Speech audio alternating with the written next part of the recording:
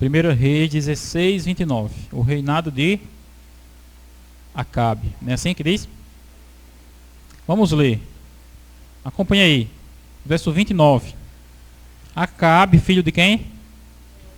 Onre, né?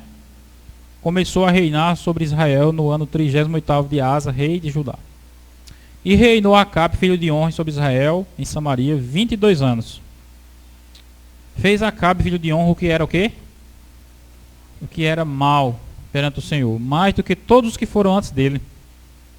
Como se fosse coisa de somenos andar ele nos pecados de Jeroboão, filho de Nebate. Tomou por mulher a Jezabel, filha de Etbaal, rei dos Sidônios. E foi e serviu a Baal e o adorou. Levantou um altar a Baal na casa de Baal que edificou em Samaria. Também Acabe fez um poste ídolo, de maneira que cometeu mais abominações para irritar o Senhor, Deus de Israel, do que todos os reis de Israel que foram antes dele. Em seus dias, Riel, Betelita, edificou a Jericó. Quando ele lançou os fundamentos, morreu Abirão, seu primogênito. E quando lhe pôs as portas, morreu Segube, seu último, segundo a palavra do Senhor, que falara por intermédio de Josué, filho de Nun. Observe aí a leitura, irmãos, da história de Acabe. A própria palavra Acabe já significa uma coisa ruim, né? Uma pessoa que veio para acabar com tudo. Acabar com a religião de Deus em Israel. Se levantou para adorar um Deus chamado Baal. A pergunta, irmãos, que eu faço antes de falar sobre Acabe, eu gostaria de comentar o último versículo que fala de Riel, o betelita que edificou Jericó, né? E diz que quando ele lançou os fundamentos, morreu Abirão, que era o primogênito dele, né? E quando ele terminou de reconstruir a cidade, que botou as portas, morreu o filho mais novo. Aí diz que isso aconteceu para se cumprir a palavra de quem? De Josué. Porque Josué tinha feito um juramento, uma maldição, lançado uma maldição sobre Jericó, porque Josué foi quem destruiu Jericó. Lembra que rodearam 7 dias a cidade? Lembra da história? E os muros de Jericó ruíram. Aí quando Jericó foi destruída, tomada, então Jericó falou isso: nunca mais essa cidade será reconstruída. E quem ousar reconstruí-la, quando ele lançar os fundamentos para reconstruir, o filho mais velho dele vai morrer. E quando ele terminar de reconstruir, o filho mais novo vai morrer. Observe que aconteceu exatamente como Josué falou, né? Aí eu fico perguntando, por que esse homem foi reconstruir Jericó sabendo que tinha uma maldição ali? Por quê? O que vocês acham que foi? Existem algumas razões. Entre elas, sabe qual é? A principal que eu acho que foi ignorância. O que é que vocês entendem por ignorância? A gente às vezes pensa que ignorância é alguém ser bruto, né? É alguém, senão fulano é muito ignorante, que grita muito, né? Mas ignorância no dicionário significa o quê? Ignorância é você não saber das coisas, não ter conhecimento de algo. Por exemplo, a pessoa que não lê a Bíblia, ela é o quê? Ignorante da Bíblia, ela não sabe o que a Bíblia diz. Por que aquele homem que foi reconstruir Jericó? Porque ele era ignorante acerca de quê? Do que Josué tinha dito. Ele não sabia nem que Josué tinha falado aquilo. E se alguém falou para ele, só tem uma maldição aí que não pode reconstruir a cidade, talvez aquilo fosse uma coisa tão distante para ele que ele nem valorizou. Nem deu crédito, entendeu? Aí sofreu o prejuízo. Perdeu 2 filhos na reconstrução da cidade de Jericó. Só que o foco principal que eu quero falar para vocês aqui é sobre o reinado de Acabe. O rei Acabe tomou o poder. Diz que ele era filho de quem? De Onre. Quem era Onre? Onre, irmãos, foi um dos maiores reis de Israel. Onre. Ele foi um rei que inclusive foi o rei que que construiu Samaria, a capital. Até hoje em dia existe lá as ruínas de Samaria. Na época de Jesus havia os samaritanos e Jesus andou por Samaria. Jesus falou com uma mulher que era da região de Samaria, a mulher que pediu até água à mulher, para a mulher tirar água do poço. Quem fundou Samaria foi Onre. Diz que ele comprou um monte e nesse monte ele edificou Samaria. E depois que Onre morreu, quem assumiu o trono foi seu filho, que era Acabe. O rei Acabe diz que ele era um rei bom ou mau? Mau. E diz que ele andava nos pecados de quem? De Jeroboão. Aí na história fala, né? Eu pergunto a vocês agora, quem era Jeroboão? Jeroboão foi um rei que houve antes dele, que fez 2 ídolos, né? 2 bezerros de ouro. Colocou um em Betel e um lá, naquela região. E as pessoas iam lá adorar esses deuses de ouro. Adorar os bezerros de ouro. E significa aqui que Acabe fazia o quê? Seguia aquele mesmo padrão que Jeroboão tinha implantado em Israel. Uma adoração pagã, adoração a ídolos, adoração a imagens, ídolos. Aí logo depois ele diz assim, e se isso ainda fosse pouco, ele ainda inventou de casar com quem? Com Jezabel, filha de Etibaal, rei dos Sidônios. Havia uma região lá chamada Tiro e Sidom, que era vizinha a Israel, né? E essa região era conhecida pela adoração ao deus chamado Baal, Astarote e Baal, Azerá, eram os deuses de Tiro e Sidom, né? Por que que Acabe casou com Jezabel? Na Bíblia, você observa, Davi ele tinha 7 mulheres. Salomão tinha quantas? Salomão tinha 1000 mulheres. Por que é que esses homens tinham tantas mulheres? Será que era porque eles gostavam de namorar? Será que era isso? Hoje em dia, os homens arrumam muita mulher porque eles gostam de namorar, né? Mas na época da Bíblia não era esse o motivo. Por que era que um homem casava com várias mulheres? Por quê? Eram alianças políticas, entendeu? Eram alianças políticas. Ele fazia, por exemplo, o rei Salomão fez aliança com o rei do Egito. Aí para selar a aliança, o que ele fazia? Casava com uma mulher do Egito. Aí o rei Salomão depois fez aliança com os moabitas. Aí para selar a aliança, o que ele fazia? Casava também com a mulher do Moab. Então a mulher simplesmente simbolizava uma aliança que foi feita entre 2 nações. E por que se dava a mulher? Por que essa aliança era selada com a mulher? Porque geralmente essa mulher que era dada ao rei era filha do rei do outro reino. Aí por que eles casavam? Porque era tipo simbolizando assim: você vai levar a minha filha, isso é um sinal de que eu nunca vou lhe atacar porque você está com a minha filha. E é um sinal também de que você nunca vai me atacar porque você é meu parente. Você é meu genro.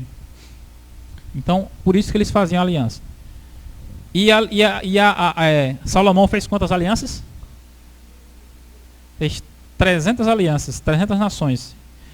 Aí ele casou com 300 mulheres, porque veio dessas alianças, e cada mulher trazia 2 acompanhantes. Cada mulher trazia. Aí foi por isso que Salomão teve o quê? 1000 mulheres. Cada mulher dessa vinha com 2 acompanhantes. Você pode ver na história de Jacó. Jacó casou com Raquel, né? Aí tinha as servas de Raquel, que era Débora, né? Bila e Zilpa eram as servas de Lia. Aí Raquel também tinha 2 servas. Então era assim. Aí Acabe casou com Jezabel. Significa o que é isso? Que eu falei para vocês. Que ele fez aliança com o rei de Tiro e Sidom. Fez aliança com os inimigos de Deus, que eram uma nação que o povo de Deus condenava, que eram os sidônios, né? Adoravam deuses falsos, Baal, Astarote. Acabe fez aliança com eles e para selar a aliança casou com Jezabel. A aliança, irmãos, era muito boa para o rei, porque fazia com que ele expandisse o seu poder. Ou seja, era uma tentação muito forte para o rei fazer essas alianças políticas.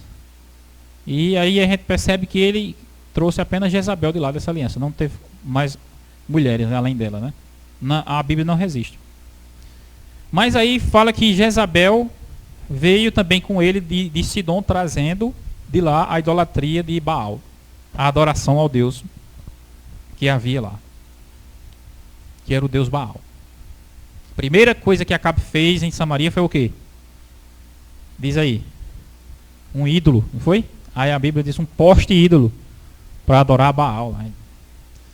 Aí é interessante que a Bíblia resiste aí, diz que não, depois dele, antes dele, não houve outro pior do que ele. E se você vai ver, quando surgiram reis piores depois dele, diz assim, esse rei foi tão ruim igual Acabe. A ruindade de Acabe passou a ser uma referência para a ruindade de outros reis que vieram depois.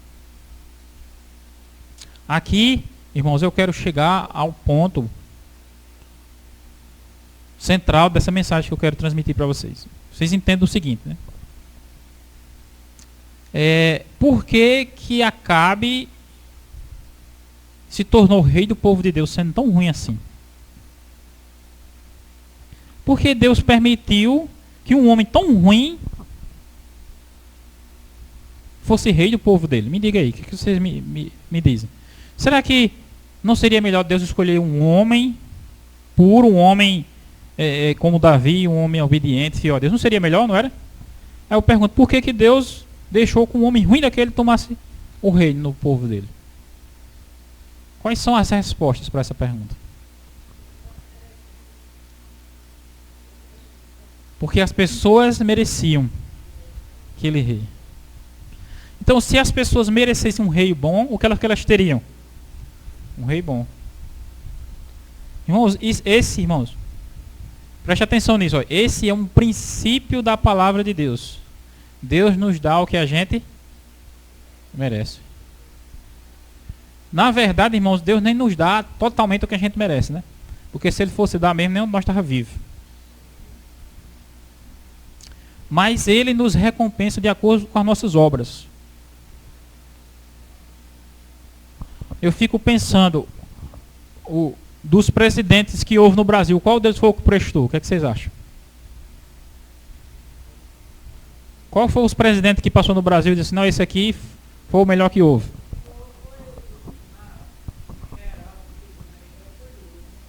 Que mais roubou? O maior ladrão da história. Foi. No planeta Terra não houve um ladrão maior. Foi. Não. As pessoas dizem assim, não. Olha, veja por exemplo, o Hitler. Hitler surgiu na Alemanha. Na época que Hitler surgiu na Alemanha, hoje em dia eu falo para vocês, Hitler, vocês acham que ele é bom ou ruim? O que é que vocês acham? Hitler é o quê? Hitler, que matou meio mundo de gente na Alemanha. Bom ou ruim? Mas na Alemanha, quando ele surgiu, as pessoas já achavam ele o quê? Bom. Quando você fala de Hitler, hoje no mundo, você diz, Ave Maria, é o maior terrorista que já houve na história. Mas na época que ele surgiu lá, entendeu? As pessoas diziam assim, não, Hitler é o cara que vai realmente dar a Alemanha, ou seja, até hoje na Alemanha existem pessoas lá que têm Hitler como um deus. Mesmo jeito, irmãos, aqui, ó, o irmão Adivan falou, né? Não foi o melhor que houve. A mesma coisa. Quando você vai ver o contexto, recentemente foi preso um prefeito aqui, de uma cidade aqui vizinha, pegou 40 e poucos anos de prisão. Mas se ele se candidatar lá, o que é que acontece com ele? Ganha de novo. Ele ganha de novo. Eu não pode ganhar mais porque a justiça proibiu, né? A cidadezinha que eu trabalhei aqui também, tem um médico lá, que tem uma conversa no WhatsApp lá, o pessoal conversando, aí falando, né? Aí o pessoal começaram a criticar o médico, que era prefeito de lá. Aí o povo se revoltou. Não, esse homem foi o melhor homem que teve aqui. Mas o homem estava bloqueado pela justiça também, por corrupção. Aí a mesma resiste aqui na Bíblia, ó, o rei Acabe. A Bíblia diz que Acabe era o quê? Mal. Não é assim? Mas será que na época de Acabe era visto assim? Não. O rei Acabe, irmãos, ele era um rei popular, exatamente porque ele dava o que os povos queriam, o que as pessoas queriam. As pessoas queriam adorar Baal, ele fez um templo para Baal e fez uma estátua de ouro para Baal. Isso era bom para o povo? Era o que eles queriam, mas não era bom. A história se repete. Aí as pessoas dizem, não, mas esse governante aqui é bom, porque me ajudou nisso. As pessoas têm essa noção, né? Que um governante ele é bom porque ajuda ele em alguma coisa. Não, eu estava precisando de uma cirurgia, ele deu. Não, não importa que ele roube, não, deixa ele roubar. Não importa que ele me ajudou. Realmente é bom? É exatamente, irmãos, essa é a estratégia do diabo. É iludir as pessoas, enganar as pessoas com favores. Ele lhe dá o prazer passageiro, mas em compensação ele rouba a sua alma. A mesma coisa que aconteceu com Israel, que surgiu ali um rei chamado Acabe, que corrompeu a nação, que implantou uma adoração falsa. A mesma coisa se dá hoje em dia nas nações, no Brasil, no mundo inteiro. Como a irmã Marineta falou ali, é exatamente o que o povo merece. É exatamente o que as pessoas querem. E o que é que Deus faz? Deus vai proibir de as pessoas receber o que elas querem? Não, vai dar exatamente o que elas querem. Se elas querem um homem como esse daí que o irmão falou, de novo no poder, então bota ele de novo para ele roubar mais, iludir as pessoas, enganar as pessoas. E as pessoas achar que ele realmente é bom. Porque essa é a estratégia do diabo, irmãos, é enganar as pessoas. O diabo ele jamais chega dizendo aqui, olha, esse aqui é enviado do Satanás para destruir e corromper as pessoas. Não. Se ele fizer isso, nunca vai ganhar nada, né? Ele vem exatamente com estratégias de engano, de ludibriar, de iludir. Como era o reinado de Acabe. A mesma coisa também, veja bem, agora eu vou mudar o cenário. Eu estou falando aqui do cenário de rei. Quando você vai ver para a história lá de Israel, o povo de Israel não era nem para ter rei. Porque Deus disse, eu sou o rei de vocês. Mas aí o povo foi lá pedir a Samuel. Lembra da história? Foi falar com Samuel. Aí disse, olha Samuel, a gente quer um rei. Aí eles disseram mais assim, a gente quer o rei igual às outras nações. Ou seja, Deus tinha colocado Israel para ser um exemplo para outras nações. Ou seja, para atrair as nações para serem iguais a Israel, entendeu? Aí o povo foi lá e queria fazer o contrário. Disse, não, a gente quer ser igual às outras nações. Aí Samuel disse, como é que vocês fazem uma coisa dessa? Isso aí não é da vontade de Deus. Aí Deus disse, deixa Samuel, não foi você que eles rejeitaram, foi a mim. Dê um rei do jeito que eles estão querendo. Dê um rei do jeito que eles querem. Aí deu, aí exatamente está aqui ó, o retrato do rei. Deus deu um rei chamado Saul. Depois Saul foi destituído, veio Davi, né? Aí Davi teve um filho de Salomão. Aí disse que Salomão, irmãos, ele botava o povo para trabalhar, entendeu? Para construir o reino dele. Quem é que gosta de trabalhar demais? Quem é que gosta? Trabalhar forçado, trabalhar ganhando pouco. Quem é que gosta? E mais para favorecer a outros. Quem é que gosta? Ninguém gosta. Mas esse era o quê? O tratado do rei. O rei tinha estabelecido que era assim. E quem foi que pediu o rei? O povo mesmo. Aí o que foi que o povo fez com Salomão? Se revoltou. Porque Salomão estava cobrando demais trabalho deles e cobrando demais deles. Mas quem foi que escolheu eles? Quem foi que escolheu ele? O próprio povo. É interessante, mas o ser humano é assim. Ele, olha, a pessoa bebe, né? A pessoa que entra no mundo do crime, né? Vai lá, faz o mal, e aí de repente é preso, né? Na hora que ele é preso, ele acha bom? Não acha bom, não. E do mesmo jeito, irmãos, como eu estou falando para vocês aqui, é na nossa vida. Na nossa vida individual, na nossa vida pessoal. Às vezes você não está satisfeito com a sua vida. Você diz, não, a minha vida poderia ser melhor. Mas por que não é melhor? Às vezes a gente pensa que é por causa de Deus. Não, foi porque Deus me castigou por alguma coisa. Nós mesmos buscamos, nós mesmos damos lugar ao mal. Um colega meu, ele disse assim: não, eu me afastei da igreja por causa da minha mulher. Eu não sei como uma mulher é ruim daquele jeito. A mulher, olha, na Bíblia diz que a mulher tola, tem uma passagem que diz assim, né? A mulher sábia edifica a sua casa, né? E a tola com as suas mãos. Pronto, eu casei com a tola, que ela derrubou tudo na minha casa. Aí eu pergunto, aí eu fico pensando assim, mas quem foi que obrigou ele a casar com ela? Não, mas eu não sabia. Eu não sabia. As pessoas dizem assim, né? Não, eu não sabia. É exatamente isso é o ponto. Não é a questão que a pessoa não sabia, é que a pessoa muitas vezes não quer saber.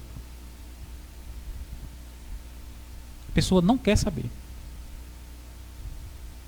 E quando ela vai perceber que o negócio der errado, já está o quê? Já está bem maduro, né? Já está lá na frente. Foi dando lugar, e de repente a vida estava como ela era. Deus nos deu, irmãos. Olha, Deus nos deu na palavra dele. Deus nos deu um corpo que foi criado à imagem e semelhança dele. Tanto no corpo físico como também, ó, no intelecto. Cada ser humano, ele tem capacidade, não divina, mas capacidade de procurar o melhor para si. E o ser humano acaba acreditando que o fato de ele não estar vivendo o melhor na sua vida é por culpa de outros, entendeu? Não é por culpa da mulher, é por culpa da igreja, é por culpa de Deus, é por culpa daquilo, é por culpa disso. Só que Deus deu a cada um de nós capacidade e a gente usa elas ou não. Usa ou não. Eu estava comentando com o Patrício ontem, né, que tem um rapaz que fez o curso, né? Fez o curso. Parece que era de técnico, né? Curso técnico. E não estava achando um emprego, não estava achando trabalho. Aí disse: esse curso foi perdido, né? Foi perdido ter feito esse curso. Aí Patrícia foi disse a ele: não, faça um concurso. Ele disse: não, vou fazer concurso não, porque só tem uma vaga. Os concursos que tem é só uma vaga. Aí ele já, na cabeça dele, ele já botou o seguinte: não é a minha, né? Não é a minha, porque se tivesse 10 vagas, aí eu teria mais chance. Ou seja, aí quando a pessoa pensa dessa maneira, ela se entrega, né?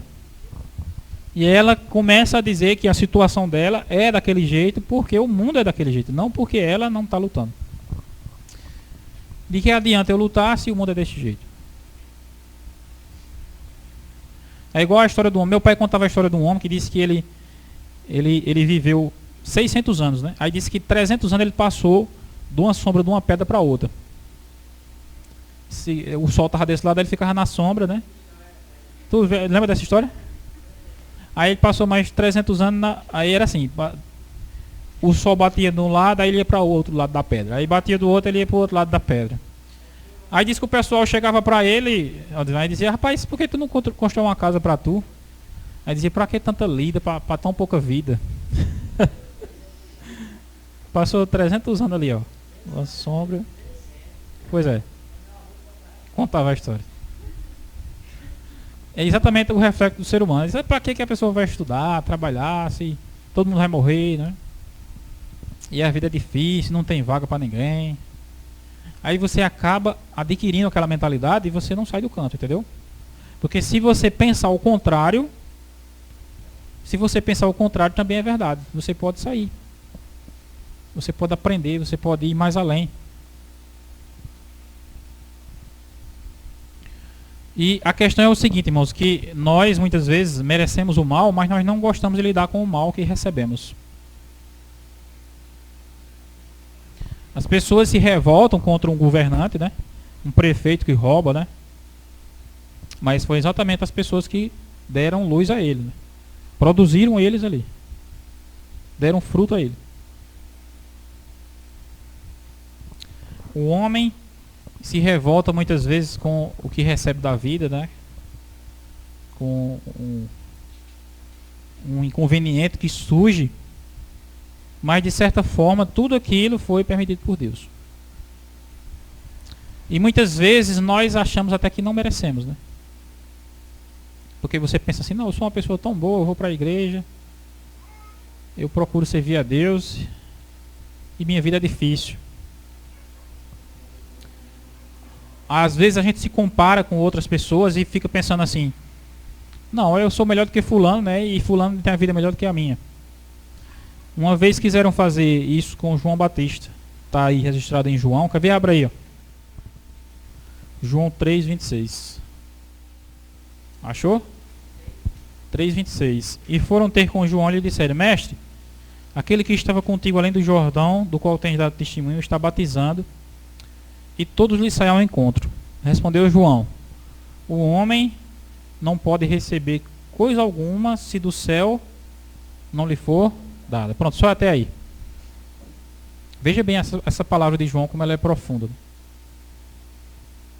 O homem não pode receber coisa alguma se do céu não lhe for dada.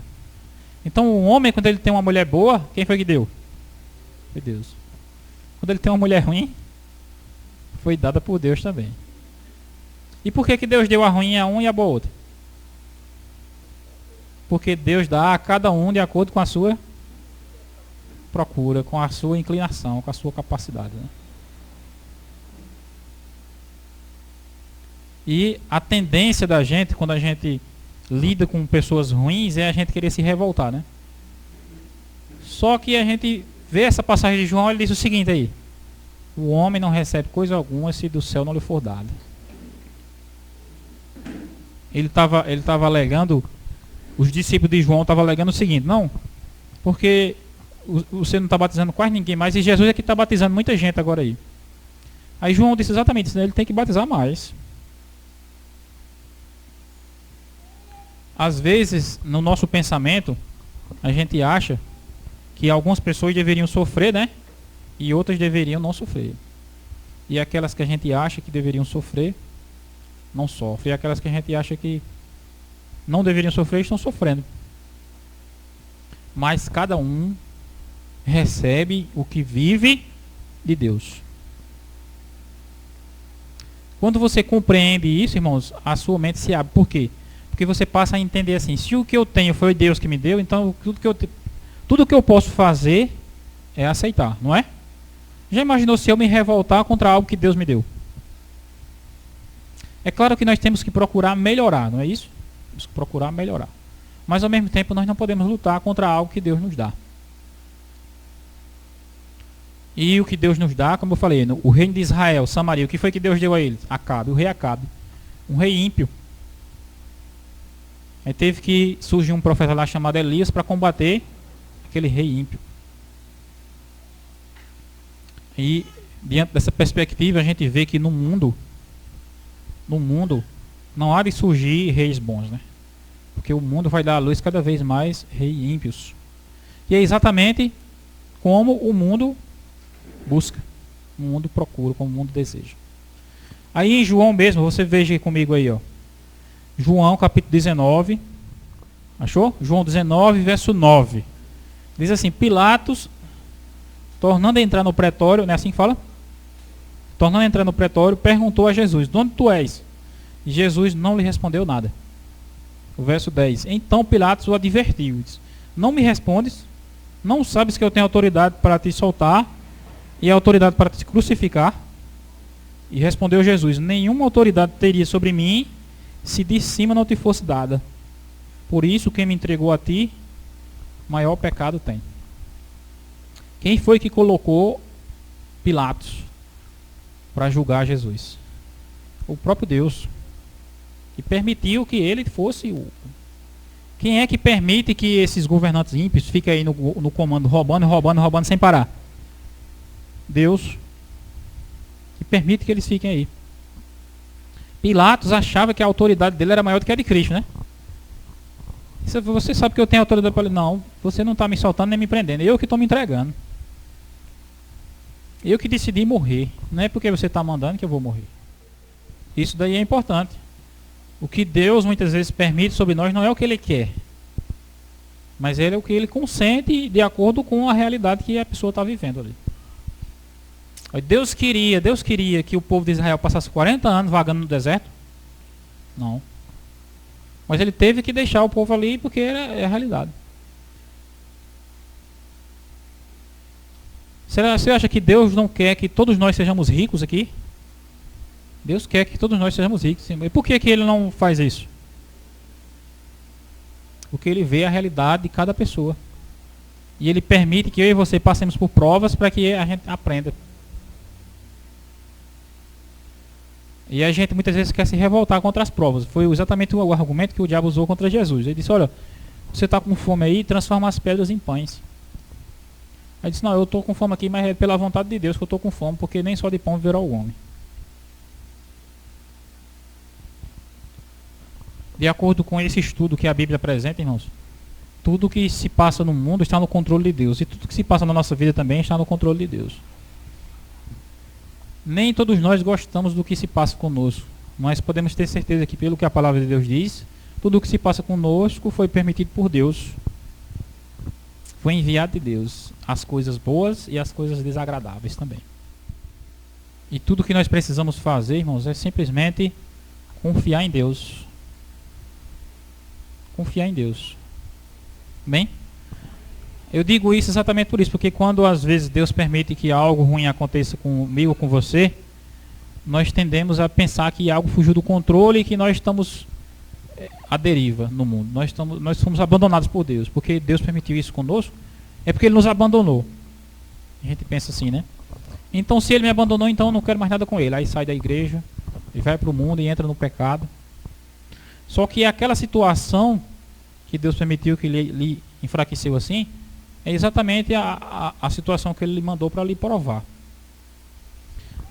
Um rei ruim como Acabe, ele veio exatamente para provar em Israel o povo de Deus, que havia ali pessoas fiéis que não se curvavam diante dele. Elias pensava que era só ele, mas Deus depois disse a Elias, não, Elias, aqui tem 7.000 pessoas que não se dobraram a Baal.